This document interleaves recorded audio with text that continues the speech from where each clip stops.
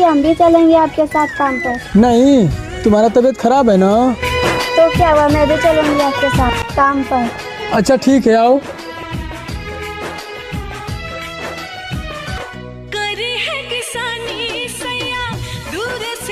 भैया जी आप यही काम करते हैं? क्या करें, हम लोग गरीब है ना, मालिक जो भी बोलता है वो सब करना पड़ता है।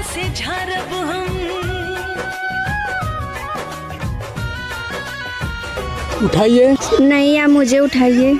नहीं, मालिक बोलने लगेगा। दूर का बजाय बना किरिया खियाला कौनो वादा भुलाए बुना। सुख दुख बांटब हम साथ में, रही हाथ सजन के हाथ में। हाँ दुगो दिलवा के होई हमें। क्या है मालिक? सुबह से क्या करते लेके तनिया काम कइले हुए।